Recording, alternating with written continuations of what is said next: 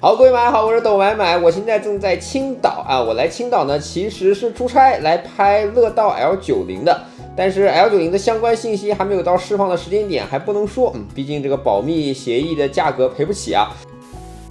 想着既然都来青岛了嘛，只拍一个视频就回去未免太无聊，所以我就把这个行程安排了一下。本来呢是想坐飞机来的，但是我看了一下胶州机场，这个距离真的是着实有点远啊。再加上上海离青岛其实也就800多公里，那一想那就开一台车来吧。这一次呢开的是2025款的 ET5 啊 ，ET5 呢其实我一直觉得这是 NIO 最好看的车。虽然我买了 ET9 买了 ES8，但是不妨碍我觉得 ET5 是最好看的车。我曾经呢是初代的 ET5 车主，我当时买的时候非常高兴哦，因为我是参加了 NIO Day 的那一年的 NIO Day， 大家如果还有印象的话就知道 ET5 发布完之后订单你可以这么说吧，如雪片般飞来啊！可惜因为供应链的问题交不出来，太糟糕了。ET5 的运动造型、车型比例特别协调。我知道现在 ET5T 卖得更好，但是是有原因的嘛。你想5跟5T 卖一个价格，5T 的价格更大。如果你家里头只能买一台车，你的一台车要承担更多的功用，所以更多比例的人去选择5T 了。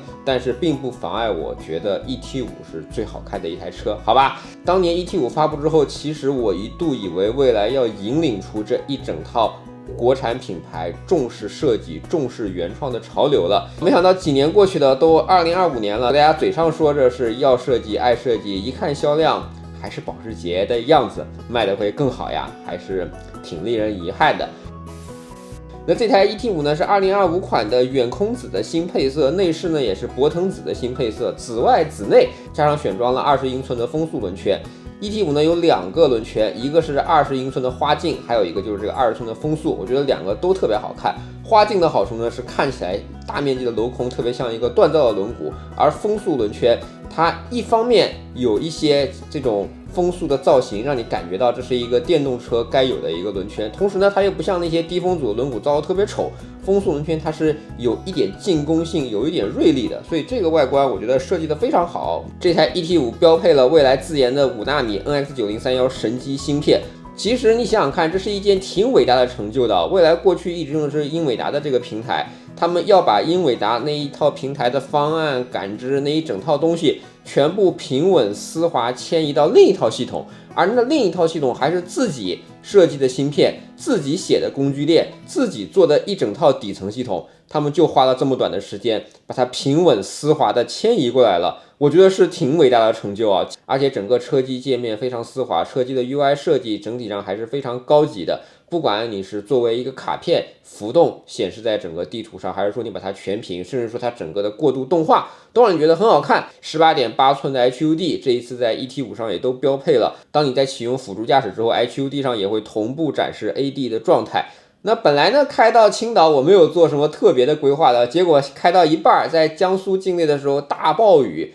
这是我今年夏天遇到的第一场大暴雨。这个雨有多大呢？反正雨刷在最快速的档位，差不多勉强可以看得清路况吧。但是我又发现 NX9031神机芯片的厉害之处了。这台 ET5 是选装了流媒体后视镜的，纵使如此大的暴雨，流媒体后视镜中你看到后车依然超级清晰，有没有？这个我告诉你为什么，因为未来的流媒体后视镜它是附用了 AD 的摄像头的。你想你的辅助驾驶在行驶的过程当中，如果下雨了、下雪了、有雾了，是不是它都得看得清楚啊？那这过程中这个芯片自研的这个芯片，它就必须要做到对于云雪雨雾这些东西的降噪。对，所以神机的性能之强，它的降噪能力之好，降噪完毕之后，它还能输出一路人眼视觉看到的彩色画面给到你。不管是作为人类肉眼看到的画面色彩又准确又清晰，还是辅助驾驶他拿到的画面都清晰？那他拿到画面清晰，你的辅助驾驶能力不就强了吗？你人眼清晰，你看着不就爽了吗？你这个高端车高端在哪儿啊？这些点点滴滴的细节都要高端。有一些品牌是不是它的摄像头，甚至它的行车记录仪那个颜色都是昏黄的，那样的摄像头那样的画面，他们会告诉你说啊，那是因为给辅助驾驶用的，顺便给做一个行车记录仪就不必要那么好看了。在高端品牌这没有顺便一说，所有的东西都要尽善尽美，做得好，好吧？上海到青岛这一段路程全程都是有换电站的，而且大部分呢都是位于高速公路的服务区。话说未来全中国有将近3400、将近3500座换电站了吧？在高速公路的服务区附近的也差不多快有1000座了。从上海到青岛，我是全程换电的。虽然下着大雨，如果我不下车拍照的话，其实我可以做到全程不下车，全程不踩水，甚至车不带雨伞也是没问题的。但是在我们换电的时候，我遇到了一个不好的事情啊，就是响水的服务区，响水服务区那一排充电桩都满了，对吧？那这是一个比较常见的情况。然后因为换电站的换一次电只要3分钟嘛，加上换电站本身储备的电池，所以换电站的整个循环能力是要比充电站强的。我到的时候前面有一个朋友刚走，那就轮到我去换电。在我换电的时候，我看到换电站对面还额外装了2个充电桩，有4把充电枪。有一位未来车主，他应该是换完电了，然后就把车停在了充电位上，人走了。哎呀，这就非常不好呀！他走了之后，后面又来了一位奔驰车主想充电，就真的充不了电。那天雨下的特别大，人家打着伞走到充电桩边上，看到充电桩的线不够长，没有办法充，就设身处地的着想一下，你好不容易到了服务区，好不容易看到有一根桩，结果那根桩被别人占用了，被不充电的车给占用了，你的心情会是怎么样的？所以不管是开油车开电车，只要大家不充电的时候，请不要占用充电桩，不要占用充电桩，不要占用充电桩。重要的事情说3遍，好吧？我们的车开出来，然后换电站装个大喇叭，再喊一个换电已完成3分钟。说到下雨换电，虽然未来车主们可以坐在车里头享受3分钟换电的快乐，但其实可以更进一步啊。你看，当前的辅助驾驶算力越来越强，能力也越来越强了。我对未来换电的期待是什么？到了服务区之后，我在服务区中央下车，我该去厕所去厕所，该去吃饭去吃饭，车自己在服务区内无人驾驶到换电站。换电站不管有没有人排队，反正换电站嘛，就自己排队自己换电，换完电之后自己找个地方停，然后等到我出来的时候，他自己开过来接我或者说我稍微可以容忍一下吧。就是等到我出来的时候，我自己去找那台车。总之就是无人换电配上自动驾驶，这才是智能电动车补能的终极体验吧。未来发过一个 demo， 在一个特定的换电站，也做过一些开放性的体验，就在北京跟无锡各自有一个站做过体验，但是好像已经过了有大半年了，没有把它推广开来。我需要鞭策一下作为车主，我需要鞭策一下这个体验，那真的是吊打全世界所有充电的体验。你想，你这个换电是吧？3分钟换电等效是多少啊？是20C 的效率，但是这个20C 是平均的功率啊。那如果算上充电，最起码峰值一般是平均的2倍吧。所以你可以说换电是40C 的，别人的充电是吧，动不动是4C 5C，你一个换电是40C 的，速度已经快了10倍了。那如果你的换电再不需要人，这个体验一下让他们回到诺基亚的感觉，我觉得挺好的。那这一次呢，到青岛，我觉得住酒店嘛就比较无聊了。我第一次尝试露营，其实我以前不懂露营的快乐。我经常看到我的朋友圈一些朋友，比如陈涵老师比如大宇老师，他们经常搞搬家式的露营。我这一次是全程在 New Life 买了帐篷，买了床垫，买了餐具，买了锅，买了桌子，买了椅子。对，就我也体验了一次搬家式露营。ET5 呢，虽然不是个大轿车，也不是个大 SUV， 但是它还真的把帐篷呀、充气床垫桌子、椅子电器，对，我还把那个小冰箱，对，未来车商城买了一个小冰箱。ET5 不是没有冰箱嘛？其实那也不是小冰箱，那个大冰箱都放进后备箱，都给它带过来了。其实感觉还挺不错的，因为第一次搭帐篷嘛，那必须要选择一个有仪式感的营地，我还找的是一个付费的营地呢。对，开过去之后果然没有让我失望，这个风景太妙了，睡在帐篷里挺舒服的，除了晚上海边风稍微有点大，吹的这个天幕有一点呼呼作响。下一次的时候我要稍微改进一下这一点。早上伴随着天幕的响声，伴随着鸟类叽叽喳喳的这个叫声，甚至这个营地老板还养了2只鸡，鸡还打鸣，我就醒了。醒来之后发现今天的天没有昨天的好，但是也不妨碍我很高兴啊，赶紧掏出我的老演员胶囊咖啡机，对吧？先冲一杯咖啡，然后煮一锅面，坐在椅子上吹着海风，看着青岛港口进进出出的货轮。这一下子你就明白了人为什么要露营，人为什么要跟自然近。哎，这个感觉真的挺好。我觉得以后这个行程拉长一点，酒店嘛可以住，这个露营嘛还是可以继续弄的。除了这样的付费营地，青岛也有很多特别适合露营的岛屿啊。青岛有好多好多岛，你看这一次来之前我做了攻略，我以前知道有青岛有黄岛，我现在知道还有红岛。那你们听过有诸岛吗？对，在即墨有个地方叫诸岛，还有一个地方叫田横岛，大家可以导航啊，直接就到了之后也是一个非常平坦，轿车就可以开上去，可以露营的一个岛屿，并且开到田横岛这个路风景也很棒啊，也是一种享受，建议大家去试一试啊。诸岛这个名字挺可爱的吧？它隔壁还有驴岛，边上还有马龙岛，这些岛呢在潮水退下去的时候，中间是一条小路可以到的。我在飞无人机的时候已经看到那条小路了，然后我查了一下潮汐时刻，就我到的时候正是涨潮期，刚刚看到这条路的时候觉得车还可以开，是不是10分钟之后这条路就完全被水淹没了。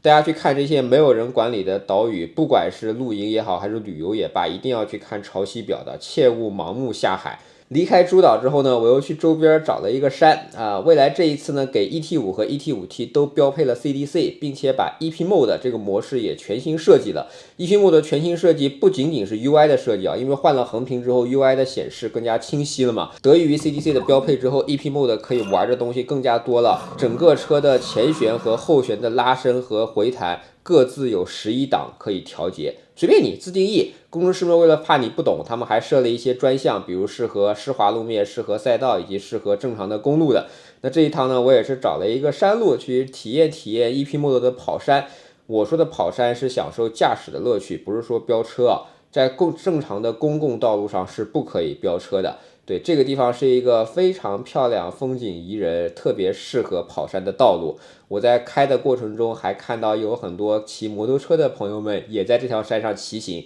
大家不管是什么样的车型，都在享受着驾驶的乐趣。我觉得这一点就很好啊。而且你选择了 EP Mode 之后，未来不是说让你傻快，它是让车的整个反馈变得更紧绷、更灵敏。在跑山模式下，你在弯道转弯的时候，你在出弯的时候，你有意识的轻轻的深给一点点动力，你会感觉到这个车尾会一点点向外面滑动，在滑动的过程中，伴随着轮胎会发出一点吱吱的声音，你就会感到很高兴。但这样的滑动又是恰如其分得到控制的，你不会失控。所以你看 ET5 是给追求驾驶乐趣的人释放了更多的乐趣的，它不是那种野蛮的0-100加速，不是那种横冲直撞，什么力大专飞，那不是，它就是让你感觉到精确的在刀尖上跳舞，精确的丝滑的过弯，这种快乐的感觉。这个我觉得是这一代 ET5 和 ET5T 的 EP Mode 做的特别好的地方。虽然这一个 EP Mode 也有声浪啊，但是我在试用了几种声浪之后，我还是选择把声浪给关闭了。我觉得哪有声浪有轮胎的声音好听呢？所以 EP Mode 大家如果在合适的道路上，真的应该好好的去体验一下。目前只在 ET5 和 ET5T 这两台车有。